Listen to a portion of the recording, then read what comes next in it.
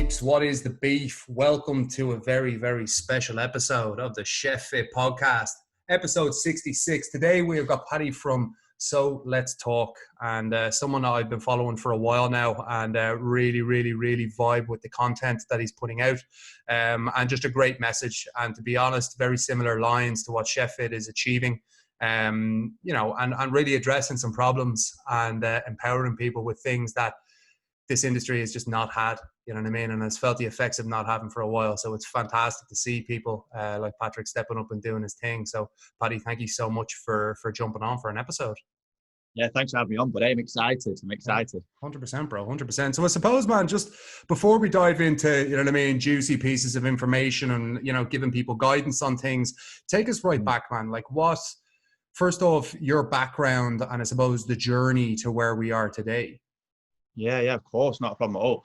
So I've been working in hospitality for the last 13 years. So started off working men's clubs in sunny Burnley, just outside of Manchester. So my dad was a chairman at the place called the Irish League. So I was collecting glasses midweek after school. Absolutely fell in love with the trade.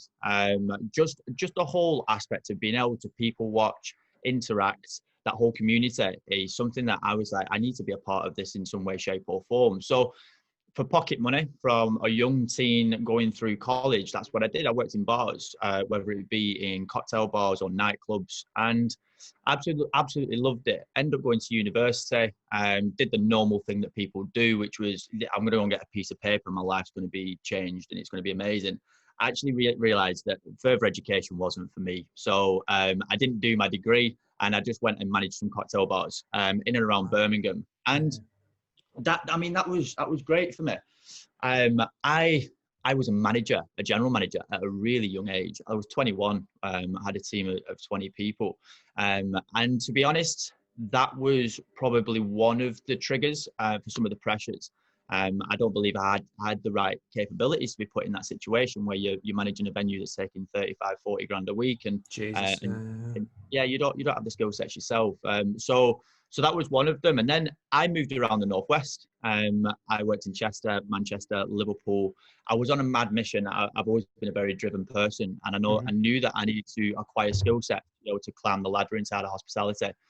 But during that period, I also fell into very destructive habits. I've always kind of viewed all of this as being really grateful for my fuck ups. I'm in that space right now where a lot of the things that people are classed as kind of mistakes, I'm really grateful for.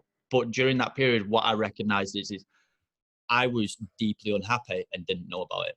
I was filling a void of unhappiness, but with more work, and actually thinking that if I changed my environment, that my life had changed. So I was moving from city to city.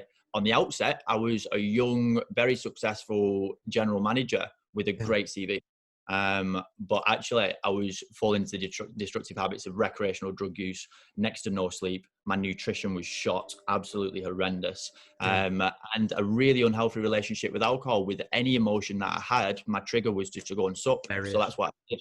Yeah. It's funny though when you think about that journey. It's pretty much a mirror background to myself. I was bar cocktails in front of the house, and again ended up in those roles and wasn't generally able to manage it the way I could have been. The key thing that was funny there, and this is something that my thing is chefs, but obviously hospitality is what we're talking about. It's everyone. Hospitality has similar problems. When you're like, okay, right, well, I'll move location, I'll move job, and this is something that commonly gets done. It's like, maybe the problems won't follow me there, and they do, and then you're fucking like, oh man, shit, this has happened again. So for you fell into the same destructive habits and that behavior again and again, yeah? Oh, always. So one of the things that I talk about now is the person that I saw myself as in my head and the person that I was leading on a daily basis weren't congruent. That caused a lot of chaos for me. A lot of chaos. I mean, I'm from a family of NLP practitioners. I studied NLP at a really young age. So I had all of the tools in my arsenal, right? I had all of the knowledge, but I never used any of them because I was being a product of my environment. And that was a big case, right? And I'm not sat here going, hospitality is horrendous. What I'm saying is we've got some really archaic learned behaviors that people fall into that we class as the norm. Yeah. And actually we wear a badge of honor for some of them. Let's work 80 hours a week. Let's drink half a bottle of tequila after every shift. And let's not talk about our emotions, and let's high five to it. Right. And that's just, for me, it's just now that I look back on it, it actually angers me a little bit. It angers me a little bit just because I've seen a lot of friends that have a lot of capabilities leave the trade, and rightly so, because they didn't want to put up with a lifestyle.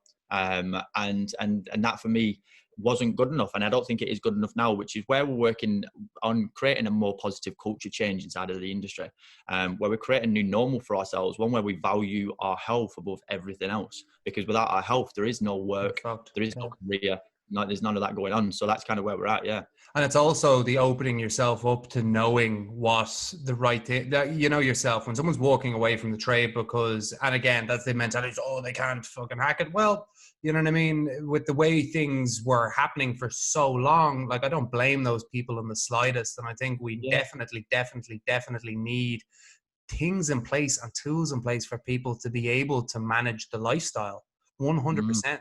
And I think the lifestyle is such it's a vehicle for, you know what I mean, discovering that, and not only improving your current situation and making yourself feel better, but it's also a vehicle for you as a person to develop and get better and better, man. So I'm totally 100% agree with you there. So obviously you had your run-ins with, you know, destructive habits, behaviors, probably weren't in a great place as a result of it. And I suppose fast forward through those years, what was the journey to get to where we are right now? How did So Let's Talk come about? Yeah, so I'd just moved away from Liverpool. I came to work in Manchester and I was doing some consultancy, and I was training some bartenders, and it was a Christmas gig, really, really busy. I was working in the centre of Manchester, and I did the same cycle, created myself a cracking little job, was getting paid good money, and then I went through destructive habits. I went on a 3-day bender, still went to shift. It was one thing that I pride myself on. I was always turning up, but I was never in a good state. So I went to shift, and I got home, and I remember thinking to myself, I was sat in my mum's spare room, and it's the first time that I've been back at home since I'd lived by myself. And I was sat in my mum's spare room. I was broke, my nose was bleeding, and I wasn't in a good place, right? And I thought to myself, crap, okay, cool. I'm gonna do one thing that I've never done. I'm gonna check how much money I've earned this year and just how much money I've been spending on these destructive habits, on drugs and alcohol. So I sat in this room, and I wasn't on a bad salary, but I kind of looked at the yearly salary, and 65% of my money had gone on drugs and alcohol, from what I could work out. And at that point in time, I was like, and it wasn't the money. I've never been that much of a money-driven person. It was more about what it represented for me. And I was like, this has to change. I have to leave. Like, I can't be in the trade anymore. So I decided to 86 myself. I was like, done, I'm out. I'm just not going to go back to the trade. I'm going to go and find something else. I've done recruitment. I've done face-to-face sales, and I can go back into that field. But then I got really angry after a couple of days of making that decision. I thought to myself, if I've been doing this cycle for the last 10 years and I've not had an avenue for help, then where was it? Because it wasn't like it wasn't obvious to people. People must have known at some point in time, because I was in some dark places. And I'd openly talk about it only after 5 or 6 pints after a shift, but I'd definitely voice it when I was inebriated. So at that point in time, I was like, okay, I'm just going to pop a post out on the Manchester hospitality page, on the bartenders page, 15,000 people on there. And I said, okay, I want to create a platform, or I am going to create a platform where people can talk about mental health and addiction within inside the trade. Can anybody give me a venue, some coffee, some biscuits, or whatever it is, and I'll just do it once a month. And on that post, the traction was just incredible. I mean, it got 300 likes, loads and loads of comments. And off the back of it, one of the friends that I'd worked with, who's a designer, had already created me a logo. I'd signed off the post, so let's talk, at the bottom. So the post that I actually put out, I did a big rant, and at the bottom I signed off, so let's talk. And then the business sprouted from there. I thought to myself, I knew it was relevant. I knew that it's been a thing inside the trade that people didn't talk about. So let's 86 that silence and create a platform. Mm-hmm. So Let's Talk was born from that. My designer sent it over. I loved the logo. I got to setting up a development team, which is where we're at now. So we've got a development team of 19 people, eclectic mix of people from different walks of hospitality. We've got some hospitality directors from the hospitality networks in Manchester, some hospitality recruitment or business owners, but then we've got some chefs and some bartenders. some people that have worked in the trade but have now moved away, so they're now therapists and CBT and counsellors. And then, I collaborated all these people. We did some galvanizing, which is what I love doing. I wanted people with a common goal, with a voice, and that I could work with, that was managing teams of people. So I've got heads of training roles. And I've gone, okay, cool. Let's create this training deck and let's write it out. And without going too much into it, that's what happened. So I sat there with this team of people at our first meeting in one of the cocktail bars in Manchester. And I said, here's my ideas. I want to create training decks that revolve around sleep, nutrition, exercise, mental health, mindset. All of the things that we kind of bypass inside the trade. People talk about process of GP calculations or how to do stock and all of this kind of stuff. Or they'll ask you if you've got your equipment for your shift, but they never ask you when was the last time that you wet, or how much sleep did you get last night, and all of the questions that kind of I'd now be asking if I was managing a bar. I'd be asking people, when was the last time that you wet? We've got a busy shift coming up. How's your sleeping going? All of that kind of things that actually make more sense to me now than have you got a bar blade and a waiter's friend. Incredible. Absolutely. And so spot on and so well needed. And I think as this conversation, you know what I mean, about mental health and the stigma around it slowly gets removed. And again, it's like, I suppose it's people like ourselves, you know, and there's so many people that have spread it up over the past 2 or 3 years. And it's amazing to see that there is slowly but surely this change happening within the industry. The one thing I thought was lacking is we're all talking, but we need practicality. You know what I mean? Like, you need something actionable. And I think that's what's really important about what you said there is, you know what I mean? Not only just, yes, the responsibility of the individual, but also from a systemic point of view, like, can you actually integrate that into a fucking, you know, a managerial role where that's actually part of it? And it's like your stock take, you know what I mean? And you're checking on staff, and you can, I suppose we can both agree on the importance of that. Like, the statistics are insane for what we're seeing here. So there's the fact that it's like, oh, it's probably a bit over the top. It's not, you know what I mean? And you know yourself, like 4 out of 5 chefs are like, that's just chefs alone experience mental health problems in the UK. Do you know what I mean? Like, the statistics are off the charts. So man, I totally, I'm totally on the ball with that. That's incredible. Fair play. So what do you think, what do you feel the future holds? What are you hoping to do in the next couple of years, and where are you hoping to take this thing? I'm just going to change that language a little bit, because I'm now in a space where I talk about definites, and I create a future through the language that I use on a daily basis, and this is going to happen. So we're creating training decks, and the training decks are, as you said, we start in a drip fed mentality, but also from the people that are operators. We believe that a culture change needs to start with the people that own the businesses. Now we say the word need because, as you said, the stats are so shocking that there's definitely a need. This is a need situation for there to be a culture change inside of hospitality. So we create training decks, one of them called the Business of Health. And this is how, now it sounds quite crude, but it's not. It's how mental health and health will affect the business. And now this is kind of money talks. And in this world, when we're talking to operators, we're going to be showing them productivity, staff turnover, retention rates, through making simple changes. Instead of giving people rewards of bottles of alcohol, which is usually in what happens in hospitality, giving people a reward for a mattress topper so they get better sleep, or for an alarm clock that wakes them up at a certain point in time so they don't have to use technology inside of the bedroom and they get a better sleep. All of these kind of things that are really simple changes, giving ownership back to your team so that they create their own rota, so they can write their own rota on a weekly basis on a seniority level, so that they can do it for 4 weeks time, and they can set their life out so they can connect to what makes them human outside of the trade, instead of just doing work, which is what happens a lot of the time, right? And these are all what we're going to be working on. So we've got training decks that revolve around the business of health, mental health, exercise, sleep, and nutrition. Now, we've made it easily digestible. That's ironic talking about nutrition, but yeah, we've made it easily digestible, bite size, and also really easily applicable inside of the trade. One thing that I know about hospitality is if trainings aren't quick, easy, and applicable, then people just don't want to use them. We work in a very fast-paced environment, don't we? So that's what we've done. And also, I've used a language that people are going to resonate with. Every single person in our team that's going to be training hospitality folk are talking from a place of experience. They've all worked inside the trade. You're not going to get some expert who's never worked an AFD in his life coming to tell you to get 8 hours of sleep, which is like, you've obviously just never worked in the trade. So yeah, that's kind of where we're at. And the way we're going to work it out is we've got a development team in Manchester. We got a lot of pots brewing in different major cities. We're going to have a development team in every major city in the UK. And by 2025, we're going to have a Let's Talk ambassador in every hospitality organisation in the UK. And we're going to roll it out on that basis. We've got a lot of conversations going on.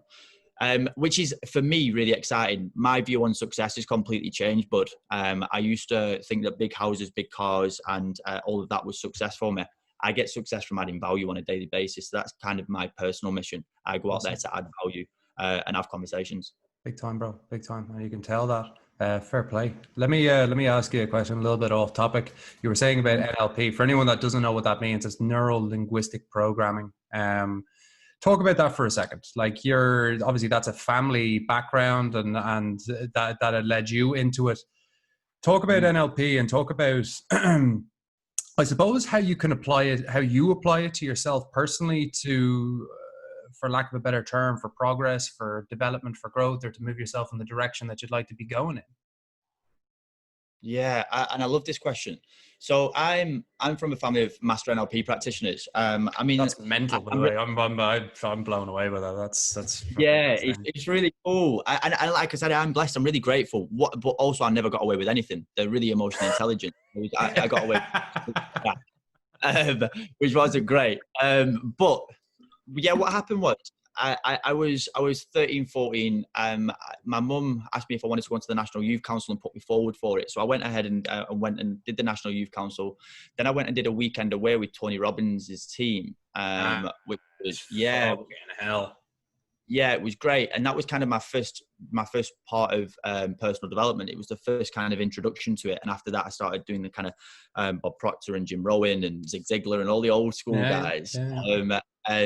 And at that point in time, I was like, okay, cool. I want to go and have a look at what this NLP is, neuro-linguistic programming. For me, it's really simple. It's kind of knowing how we feel, think, and act, and then what the why is behind that, and then we can work on the why going forward. And for me, I use it as just my life now, but also it's some tools that I forgot about. That now I use on a daily. So stuff like positive anchoring, controlling the controllables. Timeline therapy is something that I use on myself quite a lot in regards to being able to work out what has been, how that's molded my thought processes right now, and also what agreements either I've made with myself or that society has forced on me that I've gone, oh yeah, I'm going to take hold of that. Things like if you work in hospitality, then you're a low-skilled worker, right? That's an agreement that a lot of people are taking on board because they've fed it by the media a lot of the time. Yeah. And then what happens is you start to value yourself less. And if you value yourself less, then you're going to do destructive habits more freely because you don't value who you are as a person, because people keep on telling you that you're a low-skilled worker. Now, these are agreements that are forced on you by media. Now, we didn't create those. We never thought, oh, I'm a low-skilled worker. We know that we work inside the trade.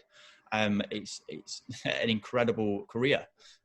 So all of these things now, NLP, on my personal page every day, I do a 60-second clip of information, whether it be about clean language. What I mean by that is being impeccable with my word, which is one thing that I've started doing more recently. I've started to recognize the power of words, both internally and the words that I use for myself. So my internal monologue, I no longer tell myself I'm shit at something. I tell myself I'm in the process of being great at something. Then I might end up just being okay at it. But because I've always been a creative, so menu creation and drinks and all that kind of stuff was my forte, ideas. Anything that's left-minded, kind of money, stats and statistics, all of this kind of stuff, I always told myself that I was really bad at it. And now that I've started to work in that field where stats, as you said, are a big thing, I've actually realized I really enjoy it. So I didn't do stock takes for the whole of my career, and I used to pay it off on everybody else because I'd made this agreement with myself that I was no good with numbers. And now when I start to work on the fact that I'm going to look at those agreements that I've been making with myself, kind of undo them, recognize if actually that's true. And then if it's not, then I'm going to replace it with a new agreement that I created. So would you say then, I suppose having that mastered as a skill and how anyone else can apply it is that, we have self-limiting beliefs, things that we tell ourselves. And I suppose what you're saying is, the ability to not only challenge that self-limiting belief, but also be able to communicate to yourself, obviously people outside external as well, but be able to communicate to yourself in a way that removes that and opens you up to. Yeah, it's one aspect of my life that I can't talk about enough. I do personal development daily. I have a morning routine. I wake up, I have a quiet hour. I don't look at any technology because I don't want to be fed other people's thoughts and emotions before I can even recognize my own. I eat, I'll do a bit of a workout, and then I'll go into personal development. I'll read something that inspires me. I'll listen to someone that's doing work in the same field, that's got a passion that I can kind of vibe with, and it changes the way that I look at life. Gratitude's been a big thing for me. Now these are aspects that in hospitality we aren't talked about, and it's really easy to do, right? We can anchor positive emotions inside of the workplace really quickly, really easily, and actually it can completely change a shift. Now we do train on some of this. People talk about kind of state management. Don't know if you've heard about the duck theory, where the duck's going across the top of the pond. On the top of the water it looks like it's not doing anything, and underneath its little feet are going like this, and that's what a bartender should be. So you should always be cool on the top, but you should be frantic underneath. Now that's just that's just state management, right? This is all NLP, but this is stuff that, and this is why I love the trade. I can go off on a tangent here, but this is why I love the trade. You get taught life skills that you can't buy in any other industry. I've done 9 to 5s, I've done sales, I've done recruitment, and you learn a lot, but the interpersonal skills and the emotional intelligence that you learn from a young age inside of hospitality is just fantastic. That's been amazing. But going back to the point, these skill sets are something that I'm going to be talking about, as well as the training decks with Let's Talk. I'm going to be talking en masse about personal development and how we can utilize those ways of thinking to create a more productive, positive life for ourselves. You're goddamn right. And I think, without, and I wouldn't have ever, I know what NLP is and obviously know the practitioners, I never would have delved into it myself, but a lot of the things that you're saying, I would already apply personally. And then obviously any of the chefs that we have, everyone, that's part of our thing, is like first thing in the morning is that you create space for yourself and build a frame around yourself before you walk into anything that could potentially trigger. You know what I mean? Like you're walking straight into work, well, you know what I mean? No sleep and just a coffee and a smoke, and you're walking into a fucking shit show. Whereas if you can create that space first thing, again, you're protecting from that. So 100% get that. Let's look into the importance of that, because I think that's something that a lot of people, and I'm very, very big on the practical side of things, because I think small adjustments can make such a massive, massive, massive difference. So for you there, as you're saying, your morning routine is absolutely vital to you. So you go through those things specifically in the morning where it's like, okay, cool, no technology. Why? Because you know what I mean? You don't be looking at fucking Instagram and comparing your life to their life, and then you're straight down the rabbit hole. So like no technology is your big thing first thing in the morning. And what else do you focus your routine around, and why? Yeah, so one thing that I can work in this way, because I'm now, but I've got my own business, I'm an entrepreneur. But if I was back into being a bartender, I'd be very strict to kind of timings. So I'd be looking at my shift patterns, and then when I'd be waking up. Now habits are created over time. So one thing that I would say before you get into this, beating yourself up about not doing a habit over and over again straight away is very counterproductive. It's taken a lifetime to create them. Don't expect to change them straight away. You need some patience with yourself on this. But 100% getting up at a certain time, and being woken up by your alarm clock, as you said, and not by your alarm clock on your phone is really important for me. Making my bed is a must now in the morning. It's very cheesy, but it's kind of like the first win for me. Step back a sec. Hello. Let's go back a sec. Let's go back a step. So hold on. You said, so you're woken up by your alarm clock, not your phone. Okay. Explain that for me. Yeah. So the reason why I'm woken up, so phone for me represents work. Phone for me represents a certain amount of kind of thought process and stress level. And for me to take something that's work into the bedroom, for me, the bedroom's made for fucking and for sleeping.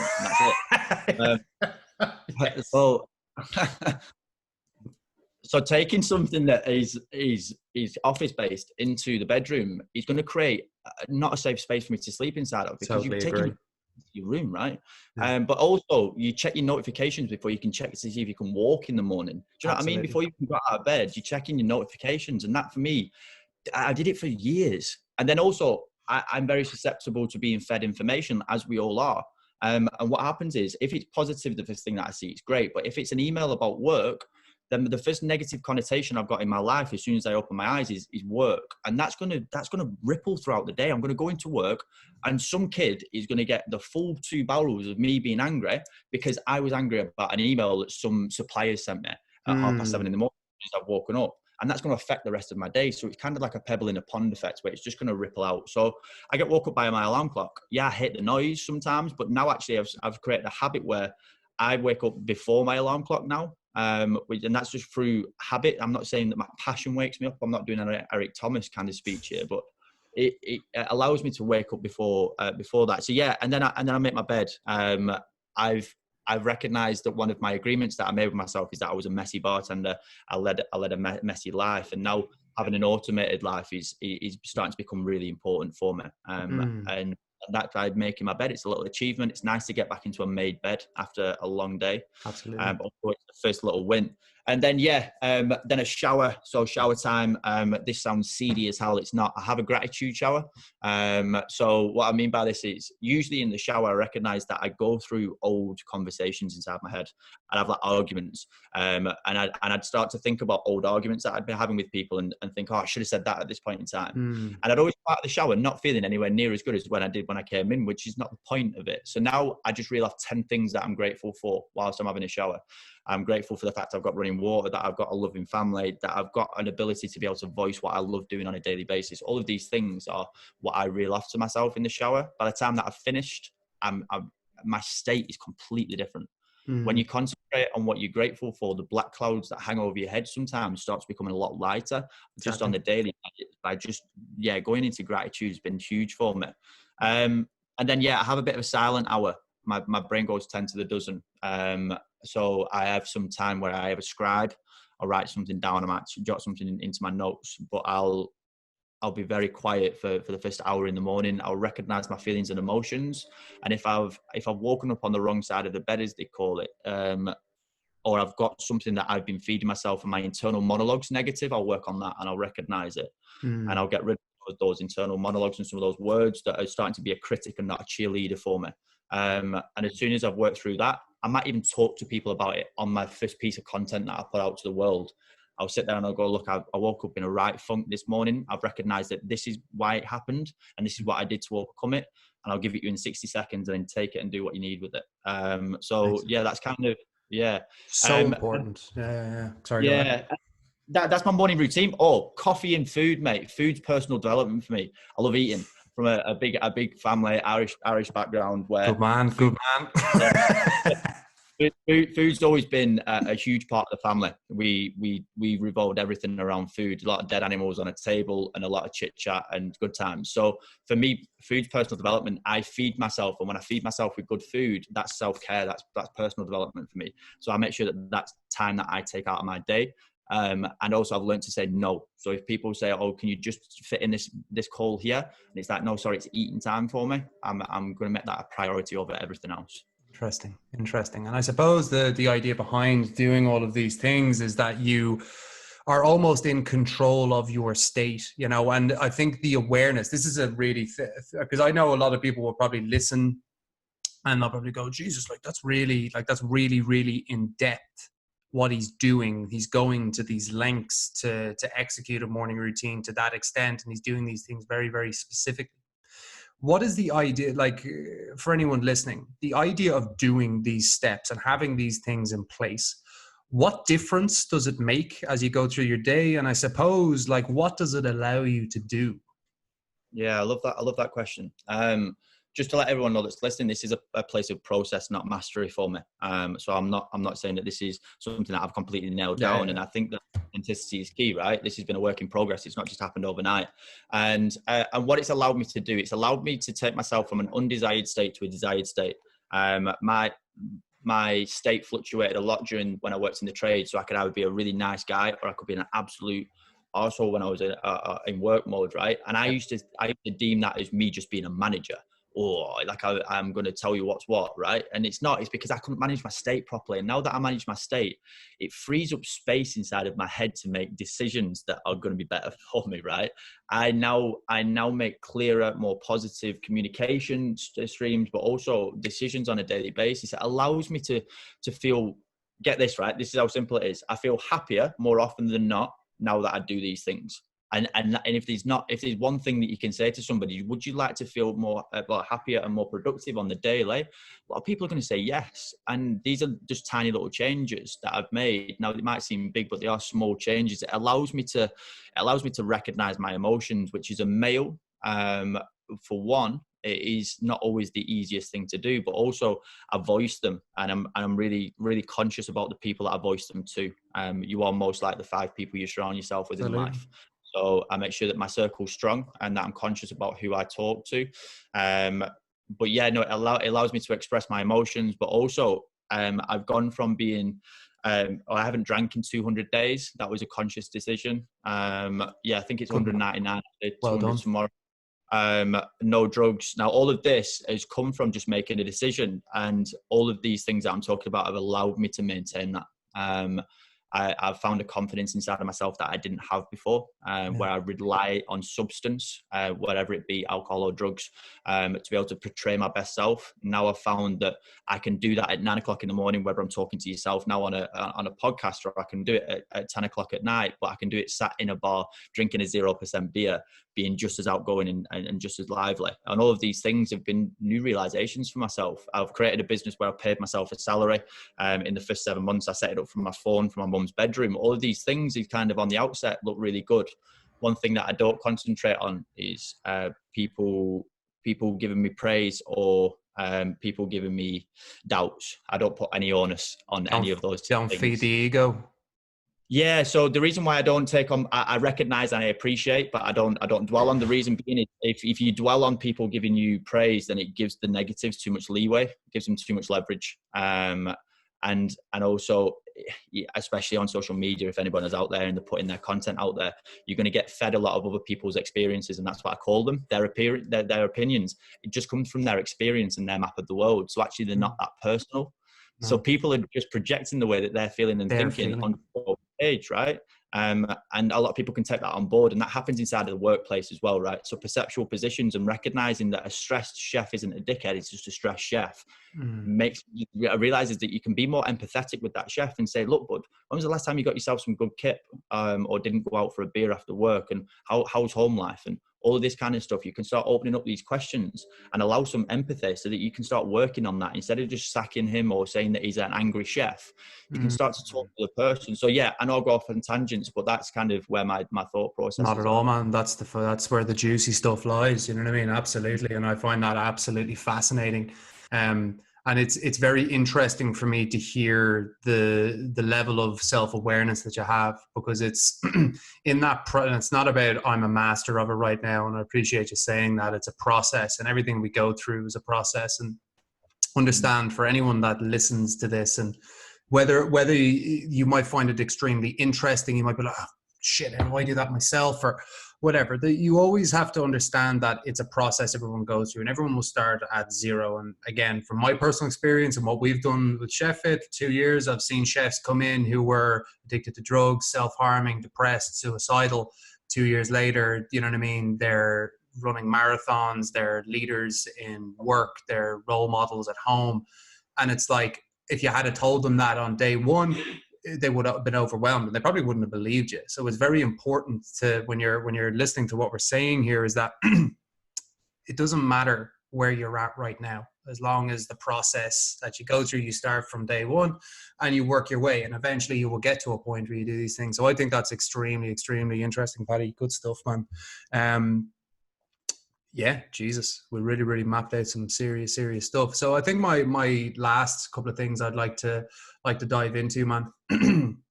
So we talked about morning routine. Obviously, NLP is a big thing for you, and just self-awareness, pretty much, and knowing how to control the state and ensure that you're moving in a positive direction.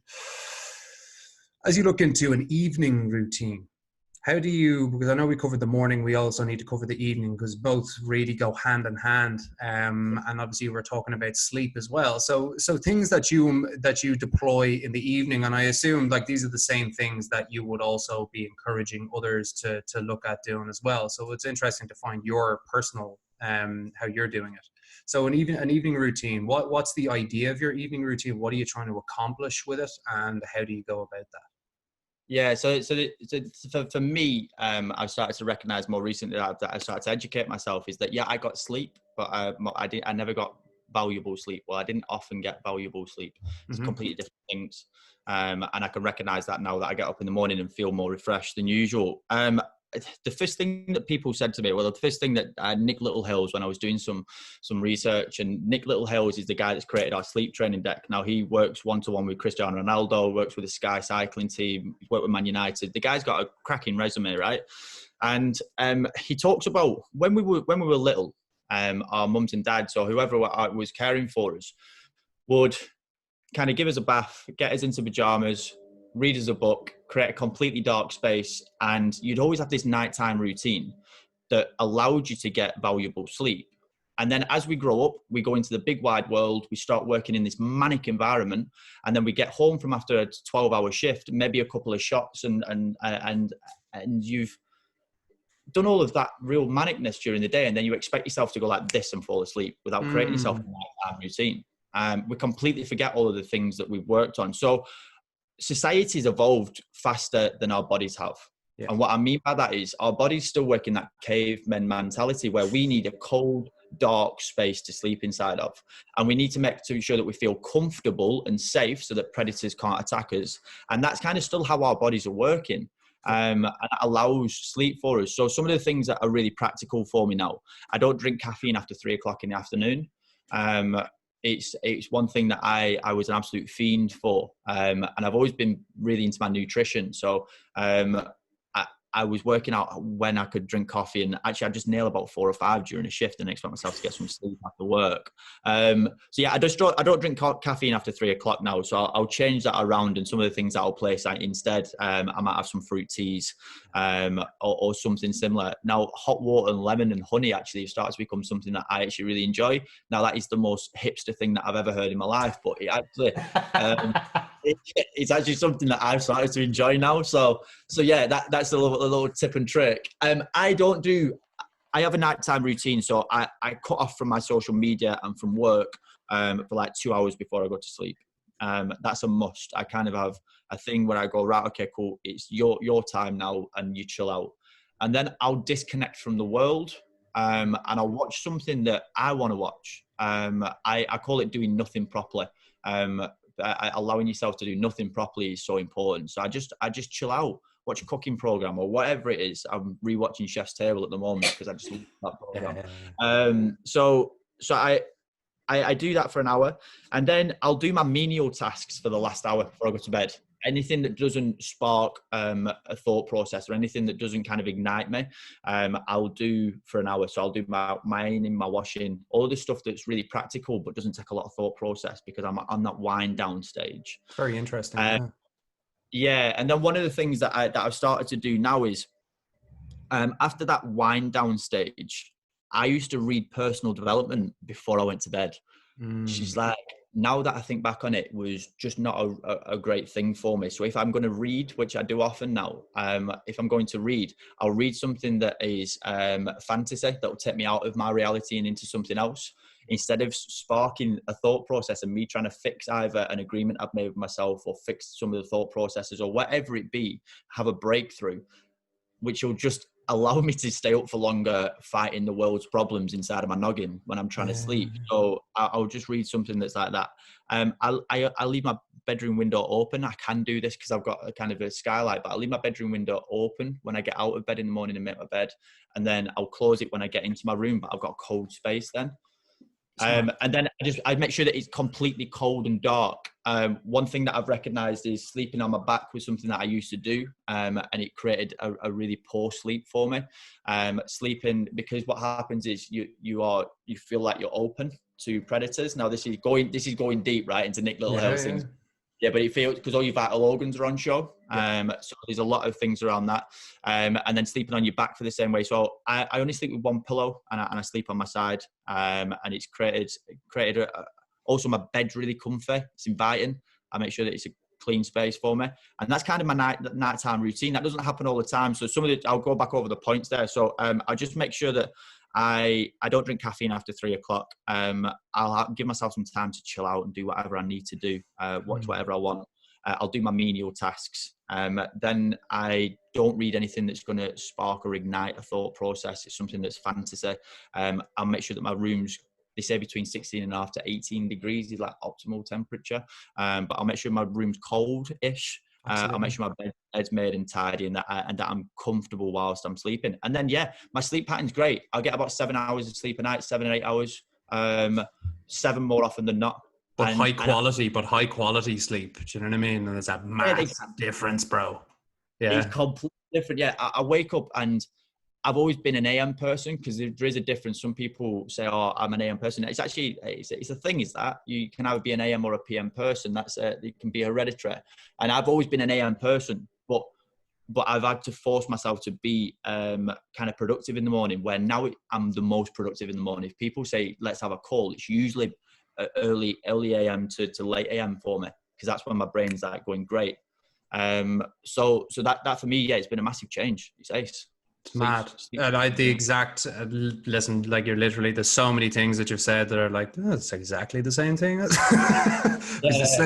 as I said, and this is taking it back to the hospitality example, like the routine, and I was the same when I was working. I remember working in this bar, and I would be finishing at fucking 4 o'clock in the morning or whatever. You're coming back, okay, cool, I'll roll myself a spliff, and then I'm sitting up watching a podcast till 6 o'clock, and then I'm on my phone for half of that, and I'm kind of semi-conscious coma on the couch. Okay, I'll float up to bed, and then it's like, fuck, I'm back in at 11 o'clock. Shit. Yeah. And it's like you're in bed for 4 hours, and you wake up and you feel like someone's hit you in the face with a shovel. And I think when you go from that, which is both of our backgrounds, and you go from that, and then it's like, I remember getting into sleep, and I remember the first time I ever heard of a circadian rhythm, like our relationship with sun and moon. And it's like, humans do have a natural rhythm to how we should operate, and that's led me to go through a very similar process, my routine. But the revelation, and this is any chef or anyone in hospitality that spent years compromised physiologically, where you're so bollocksed all the time, that first day that you wake up and you've actually had restful sleep, it's like, so people don't even underestimate it. Do you know what I mean? Like, it literally blows your mind. So for anyone that's like, Jesus, that's a bit, he's like, he goes to some lengths there, understand that if you execute it and you do it, the benefits are there, and they are very, very real. And for a lot of people who really struggle mentally, it can be a life changer, to be honest. Like, again, so many amazing things happen to our body when we get into that deep sleep, as your, you know what I mean, that routine that gets you in there, man. So 100%. So morning routine and evening routines are really, really key in finding that consistency. And just recapping here, like, you obviously are very, very self-aware. The NLP is understanding, you know, the language that we use with ourselves, use with others, that impacts our nervous system almost in a way, and it can affect us. You have to be aware of it. And your routine is another very concrete way, day to day, of managing your state, and ultimately allowing you to be the better or the best version of Paddy that you can be. And I think that's really, really, really juicy, solid information that you know, people should know about. And I think in hospitality especially, you know what I mean, I think people's life would change with a morning routine. And like, even if you were to take yourself back a couple of years, like, go back 5 years, if I just go back 5 years, it's like, if I actually had the morning routine, and I think about how unhappy I was in that place at that time, and it's like, thinking of what I do now and how I operate, and it's like, if I was able to apply some of those things then, it would make such a difference. Which is why what you do is very important, because there's a lot of people, you know, maybe shit we would have wished it was there way back when, but obviously that pain that we had has led us here to be able to help others to do it, man. So, you know, big shout out there, and very, very, very important stuff. So Paddy, taking this thing at the heart, man, because I've probably kept you 2 or 3 times longer than I said I would. I loved it. Love it. Where can we find you? You know what I mean? Give us all the handles, all the social media stuff, and if there's anything coming up that may or any of the audience can show support towards, man, just shout it out. Yeah, so our Instagram is really active. We do live workouts and live yoga 2-3 times a week. They're all up on our IGTV. Our handle was the worst marketing decision of my life. So it's at So Let's Talk 3 underscores. So after the So Let's Talk, and it's just So Let's Talk on Facebook. We also have an online training platform on our website. So that's just www.solet'stalk.co. You can log on to there. We've got cooking classes. We've got some exercise classes. We've got some yoga on there. We also run a personal development book club. So anyone from around the world, what we do is we give out a piece of literature that people can have a read or listen to once a week. And then we meet up via Zoom and we chat about how that book has influenced our life, whether we think it's shoddy information or whether we really like it. And we have a conversation about it, which has been absolutely great. In regards to what we can look out for, we're going to be providing an online digital training platform, which is going to be really cool. So we're going to be able to scale, but it's going to be free, really short, sharp piece of information that you can log on to. Now that's going to be coming very, very soon. I'm going to be doing a lot of work on that, and that's going to be free for you all. It's also going to be very organic, so you can ask me questions about the content that I've put out, and I can answer it with another video for you. So we can keep on doing that sideways learning, because I don't feel like anyone resonates with the big dogs anymore. Because we realize that they might not have created a reality for ourselves that we like living inside of. So let's kind of work together side by side. Yeah, and then one of the big ones. So right now we're a non-for-profit organisation. I did talk about paying myself a salary. That's the first time for a while now. It's not crying me a river. If you can support us by grabbing yourself some merch on our online shop on www.solet'stalk.co, we've got an online shop on there. So we've got hoodies, t-shirts, hats, all of that kind of drama. I think it's fire, but I'm biased. I really like the merch, so have a gander. And if you like it, we do deliver internationally as well. But yeah, amazing. I just want to say though, bro, what the work that you're doing and also the tonality and the information that you put across is incredible. I really respect everything that you're fighting for, mate, and also the way you've gone about it. So yeah, no, I really appreciate your time. Thanks for having me on. Paddy, absolute legend, man. And yeah, right back at you. It's extremely, extremely important. I'm extremely, extremely interested in obviously yourself and everything that you're saying, man. And it's been an incredible conversation. And I'd love to have you on again, because there's obviously a million different things we can dive into. Very important stuff. Make sure that that you follow and show support in whatever way you can, guys. Thank you all for listening. Thank you all for watching, wherever you may be seeing it. Paddy, thank you so much, brother. All right, I will catch you very, very soon. Folks, that is us for today. Thank you very much. Stay safe. Peace.